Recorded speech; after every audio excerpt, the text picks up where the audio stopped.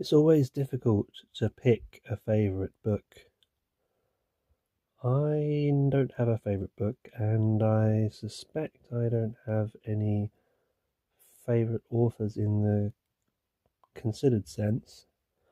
However, the imagination of people like Edward Carey and Mervyn Peake, and there's a few other modern novelists that I would put in that category, appeal to my kind of bizarre and macabre way of looking at things. And as you can see with Edward Carey, what's particularly interesting is he has these amazingly intense and striking and slightly Edward Learish bizarre grotesqueries in his art, because he's an illustrator as well as a novelist. And I remember being quite taken with this book. This is his most recent one, and of course this picture here, which is an apparition which appears in the theatre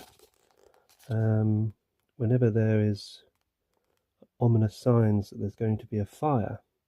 I remember being very captivated by that image, and I posted it on social media, as I would have done always, even when younger, to zero interest. But as you can see, it's a very, very striking image.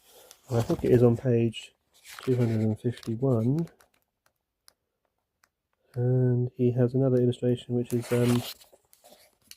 the arm that has a big gaping hole that begins to swallow the children. I'll say no more in case you want to read the book. I highly recommend it. I've got all of his books and I'm intending to reread them. The three that stay in my mind are all bar one, really. I think it's this one, Edith Holler, and Little and the Swallowed Man, which is an adaptation retelling of the Pinocchio story. As you can see, it's a fascinating book, and I highly recommend his eccentric illustrations to boot.